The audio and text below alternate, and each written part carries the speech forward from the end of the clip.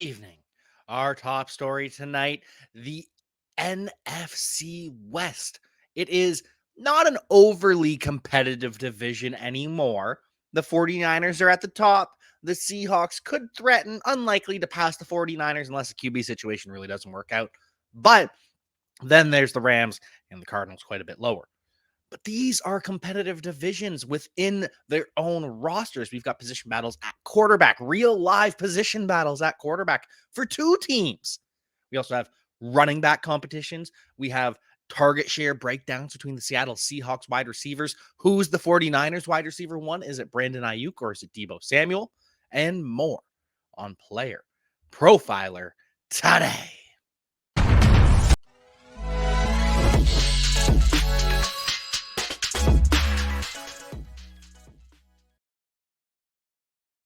So, first and foremost, the quarterback competition that everyone is waiting to see resolved. We think we know the answer if Brock Purdy is healthy.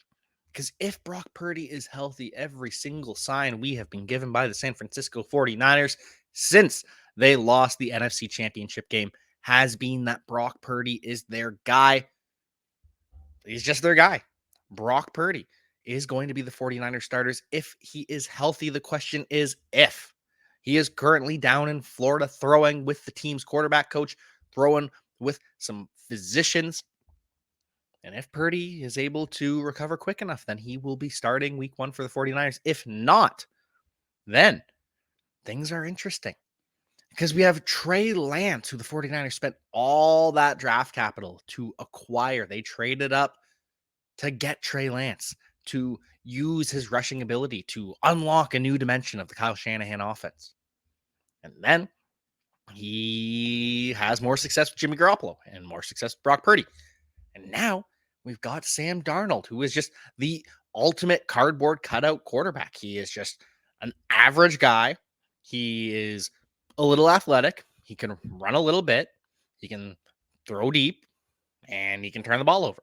Sam Darnold is just exists at quarterback, but Kyle Shanahan believes that he can refine those types of tools, those guys that can run a little bit and can throw a little bit, even though they turn the ball over all the time and haven't really shown a whole lot at the NFL level. Kyle Shanahan thinks he can save it. And so I hope if Brock Purdy doesn't start the season that we get Trey Lance, but wouldn't it be just like Kyle Shanahan's ego to start Sam Darnold? And then with the Arizona Cardinals, we've got a quarterback competition for week 1. Now, we don't know when Kyler Murray will return. Now, remember, when Joe Burrow tore his ACL about 2 weeks earlier in the season than Kyler Murray did, he returned for week 1. When Carson Wentz tore his ACL pretty much at the exact same time as Kyler Murray, he missed week 1, and I don't know if he missed week 2. So Kyler Murray is probably going to return to the field sooner than most people think, unless the Cardinals commit to tanking, which would be a great idea. But if not, either way, we've got a quarterback competition for week 1. There were whispers that Clayton Tune could be the next Brock Purdy, but he is also a 5th-round draft pick out of Houston. And Colt McCoy is the quintessential game manager backup quarterback that will help you tank if that's your goal. Colt McCoy isn't elevating the Cardinals offense to beat anyone. On a good roster, perhaps Colt McCoy could manage a win or two. He's done that in the past, but with this Cardinals roster, it's going to be a tank, and that's a good thing for the Cardinals. They need a complete overhaul of this roster. Jeff Driscoll also competing, and so what's most likely is Colt McCoy starts the season QB1. Jeff Driscoll is the official backup behind Colt McCoy, and Clayton Tune is QB3. And then when Kyler Murray returns to the field, they will end up cutting Jeff Driscoll. Clayton Tune stays at QB3, and Colt McCoy moves to QB2. And then everything else we know. It is no longer a quarterback competition between Geno Smith and Drew Lock. Drew Lock is going to beat out Holton Ahlers, the undrafted free agent. So Seahawks are going to keep 2 quarterbacks. And then with the Rams, it's Matthew Stafford. He has no competition from Stetson Bennett. He is a pure backup. Might start some games based on Stafford's health, but Stetson Bennett will be the backup over Brett Rippon. I know. Brett Rippon has been a backup in the NFL. He's shown capable at times, but Stetson Bennett is like 28 years old. He is a veteran quarterback already. He's going to be the backup here. If you want to know more about these quarterbacks and the players they will be targeting in the passing game, the draft kit is here for you. Sign up for the all-in package. It will include the draft kit and use promo code Jack when you sign up for $10 off the all-in package. Or you can just sign up for the draft kit and get all it has to offer. Podfather, take it away. Hey, it's the Podfather. I have great news. The 2023 draft kit is live. It is world famous. Why? Because it is the best resource for winning fantasy football championships that exists. There are rankings and cheat sheets for every format you can imagine. We have projections both at the team level and the player level. And wherever you are, you can click on a player, open them up, and see in-depth written analysis about what to expect in fantasy football from that player this year. And then you can click on the team, and you can get even more in-depth analysis, all the drivers of fantasy production, both in a positive and negative direction for that team, including a signature trend. And the graphics are incredible. So these team insights, they give you the team level projections, the vacated targets, the vacated areas, and that one dynamic for each team that you need to know when making decisions on draft day. And we added a bunch of features. I mean, individual cheat sheets for Theo and Billy and Dario. So you could take your favorite analyst and download their personal draft cheat sheet. And then in the commissioners section, also brand new this year, Memphis Young lays out everything you need to know to manage a league, do's, don'ts, tips, and what the more innovative fantasy commissioners are doing this year. That's presented by Trophy Smack. The whole package is presented by the Fantasy Football Players Championship, the FFPC, Ray Garvin, Derek Brown, the best minds in the industry contributing analysis. It's certainly not the most inexpensive draft kit on the market, but it is the best. PlayerProfiler.com/draft kit. PlayerProfiler.com/draft kit. Go get it. Go get the draft kit and go and check out our depth charts over at PlayerProfiler.com. We've got this all broken down. As for the 49ers, who I am currently repping today, Christian McCaffrey is the obvious RB1. Elijah Mitchell is the obvious RB2 when healthy. Of course, he has missed plenty of time throughout his NFL career. He has missed time throughout OTAs and not training camp yet. OTAs and mini camp so far. Christian McCaffrey, without Elijah Mitchell, had a massive workload. And then people will point to the splits with Elijah Mitchell. Oh, he took a big back seat. If you break it down by quarter or by half, especially, 49ers had a lot of blowouts in the second half. We can't just necessarily assign that to happen again. And so there'll be closer games. CMC will get more workload. CMC still the RB1. That's just chalk. CMC RB1. Behind them, Jordan Mason versus Tyrion Davis-Price will battle it out. Tyrion Davis-Price ended up being drafted in the third round last year, did absolutely nothing, got beat out by unathletic, undrafted Jordan Mason. Ugly. And it's also not really a competition for the Cardinals as well. It's James Conner's backfield. He is going to be a bell cow for the start of the year, and as long as he is healthy, he's going to be seeing 80% of the touches, 80% of the snaps. That is just who James Conner has become. Keontae Ingram, not going to mix in much. He's not a threat. Corey Clement, not a threat to steal touches. Tyson Williams, Amari DiMercado, none of these guys are a threat to James Conner. He is just a full-blown bell cow for the Arizona Cardinals. And so is Cam Akers, unless they sign someone. Now, granted, they could sign someone in Arizona too, but that wouldn't make a whole lot of sense for what their intentions are. Why spend money on a running back when you're a bad team? And for the Rams, they're kind of in the same boat. They're not a particularly good team. And they think they've got their guy in Cam Akers, which is why they made their signing already in Sony Michel. Sony Michel is not a threat to Cam Akers whatsoever. He is the ultimate just a guy at running back. He is someone that can play for you. He can do the NFL job, and that's about it. He'll get the yards that are blocked. Maybe. Sometimes, because he's gotten worse over the years. But anyways, Cam Akers is a bell cow. Zach Evans versus Kyren Williams. That is the competition to see who the RB2 is. I really don't believe Sony Michel is a threat to either Kyren Williams or Zach Evans, but I could be wrong. And if I am wrong, if the Rams deem Sony Michel more valuable to the roster than Kyren Williams or Zach Evans, then it is just over for both of those players. They are better than Sony Michel at this point in their careers, and that's saying something. The final backfield that we have in the NFC West, and the one that is actually a competition, though we at Player Profiler are pretty confident that Ken Walker is going to run away with this competition. I mean, you saw the graphic, you saw the thumbnail. Look at him. Look at Ken Walker. He is just a bell cow presence. He is a force. He is a dog. And meanwhile, Zach Charbonnet is just a really nice guy. Zach Charbonnet, good dude, good guy. But Ken Walker has that dog in him, and Ken Walker is going to run away with this job. And I'm telling you, I've said it a couple times now. People are going to be surprised and annoyed at how much we see DJ Dallas to start the year. He's going to be the RB2. He already knows that work in the passing game, pass blocking, receiving. He's done it. Zach Charbonnet has not.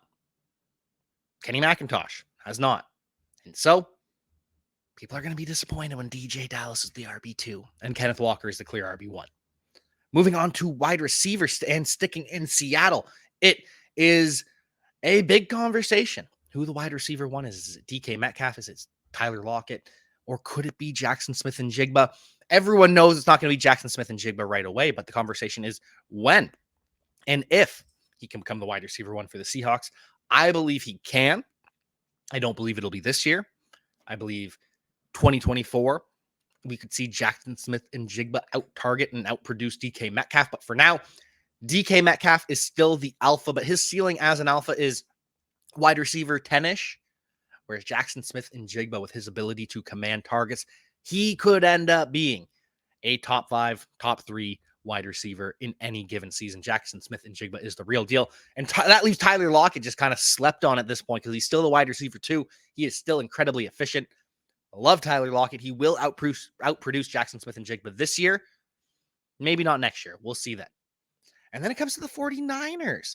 Deebo Samuel was out-targeted and outproduced by Brandon Aiyuk just last year. Now, people will say Deebo Samuel wasn't healthy. Deebo Samuel will say he wasn't healthy. Deebo Samuel says he will never put the tape that he put on last year. He will never play that poorly again. Deebo Samuel was disappointed in himself. Deebo Samuel finds it unacceptable, the performance that he had in 2022. So we'll see if that motivation causes a resurgence for Deebo Samuel, or if Brandon Aiyuk, like our guy Randall Memphis Young, who we're talking about the other day, if Brandon Aiyuk really is that alpha for the 49ers, he has usurped Deebo Samuel, and it's a 1A, 1B situation with Brandon Aiyuk as the 1A. And then behind them, it doesn't really matter. Juwan Jennings is technically the wide receiver 3. Ray McLeod is Deebo Samuel's backup as the wide back. He'll get some carries if Deebo Samuel misses time. Danny Gray is a field stretcher type who they drafted last year. He was a rookie this past season out of SMU. And then they've got Chris Conley, who is just one of those guys. Chris Conley just ends up on an NFL roster. He catches a touchdown in the game, and you go, oh, I didn't realize Chris Conley was playing for this team. And right now, that team is the 49ers. As for the Rams have a pretty wide open depth chart behind Cooper Kupp. It is assumed and expected that Van Jefferson will be playing the Z role, that he'll be stretching the field for the Los Angeles Rams. But then who's going to play the X? Ben Skoranek is built prototypically like an X receiver, plays a little bit of fullback for the Los Angeles Rams, but he's fine. He's probably not a starting receiver in the NFL. Doesn't offer anything fantasy-wise, really. But he could be starting for the Rams. Or Demarcus Robinson could. Demarcus Robinson was the wide receiver 1 by default for the Baltimore Ravens for a stretch last year. It was awful. But Demarcus Robinson is another Chris Conley guy, except Demarcus Robinson's going to force his way onto the field just a little bit more, but he's just going to stick around the NFL as a wide receiver 4 or 5, and sometimes he'll be a wide receiver 3. And maybe that's what the Rams do. Maybe it's just a wide receiver 3 by committee. Sometimes they put Ben Skoranek in. Sometimes they put Demarcus Robinson in. They put in Tutu Atwell to stretch the field, do some gadget plays. Puka Nacua is said to be the new Robert Woods, so he could mix in there as well. Tyler Johnson, everyone's favorite former Minnesota Golden Gopher, aside from Rashad Bateman, but outproduced Rashad Bateman for a time. And then there's Lance McCutcheon, who was everyone's favorite preseason darling last year. I really don't know who the wide receiver 3 for the Rams is going to be. I'm pretty certain Van Jefferson's going to be the 2. Outside of that, anyone's guess. We know Sean McVay likes to run 3 wide receiver sets with the same 3 wide receivers over and over and over again, but I just don't know if they have the personnel to do that anymore. And I don't know who the wide receiver 2 for the Arizona Cardinals is. I think it's going to be Rondale Moore. Rondale Moore should be playing the slot. Hollywood should be playing the Z, and that would leave Michael Wilson, the rookie that they just drafted, playing the X. But if Michael Wilson isn't able to earn that role early enough, then Greg Dortch could end up being in the slot, which forces Rondale Moore out to the Z, stretching the field, and Hollywood has to operate as an X receiver, and that is suboptimal as well. I believe Hollywood could find success. He's probably going to be a wide receiver 2, no matter what, based on pure volume. But if he's forced to be on the line of scrimmage all the time, that's going to hurt Hollywood. You're better off with a free release, which is why you're better off putting Michael Wilson on the line of scrimmage at X, free up Hollywood off the line of scrimmage, and then you have Rondale Moore in the slot. Though Greg Dortch has proven pretty adept at commanding targets, so I won't be surprised if they go with a suboptimal lineup, just because Greg Dortch has proven himself, which has been great to see. Anyways, moving on to the tight end position. Not a whole lot to talk about here. We know who the 49ers starting tight end is. It's George Kittle. And behind him last year was Charlie Werner. But Cameron Latu, they drafted in the 3rd round, Alabama player. Guy doesn't wear gloves. He's a grinder. He's a blocker, but he's also pretty athletic too. So Cameron Latu going to be competing with Charlie Werner and Braden Willis, the 5th round pick, I believe, by the 49ers. Another rookie as well. So do the 49ers keep 4 tight ends? Do they cut Charlie Werner or do they cut a draft pick? That's kind of the conversation we're looking at. When you draft 2 tight ends, someone's probably got to get cut. Most teams don't keep 4 tight ends on their roster. And the same conversation goes for the Los Angeles Rams. We know Tyler Higbee's the tight end 1. They traded for Hunter Long with the Jalen Ramsey trade from the Miami Dolphins. Drafted Davis Allen in the 5th. So Bryson Hopkins, their incumbent tight end 2. Looks like he's going to be the one on the outside looking in. As for the Seahawks, it's Noah Fant, who's the tight end 1. But we know with the Seahawks, they like to use a lot of 2 tight end sets. That's why a lot of people are down on Jackson Smith and Jigba. And they also like to use both tight ends. Noah Fant is the athletic specimen, but he has never shown in his career an ability to command targets in order to push for that tight end 1 category that we want. Will Dissly is going to see the field and take enough of the work that Noah Fant, Will Dissly, they're going to have games. They're going to have tight end 1 weeks when they catch 3 balls for 30 yards and a touchdown. And they're going to have tight end 3 weeks when they catch 1 ball for 10 yards. That's just how tight end works. The only real conversation at tight end in the NFC West is Zach Ertz versus Trey McBride. Zach Ertz also tore his ACL, had a couple other ligaments repaired, if my memory serves me correct, or the whispers and the rumor mill was true. So Zach Ertz looking to return. He's hoping to be ready for week 1. That's what he's pushing for. But again, this is a team that is not good. The Arizona Cardinals should be tanking. Putting Zach Ertz on the field makes your team better. And putting Zach Ertz on the field too early hurts his chances, makes his chances more likely of getting hurt if you rush him back. So Zach Ertz is going to be pushing to play. I believe the team will and should hold him out, which opens a path for Trey McBride. We saw Trey McBride with 1 week as a tight end 1 last year, but outside of that, he kind of struggled, but he commanded targets. Trey McBride was able to command targets, and that is why there is hope. Even if he didn't convert on those targets, Trey McBride still commanded enough targets that if Zach Ertz does miss time like we expect him to do, Trey McBride could flirt with tight end 1 numbers for a period of time.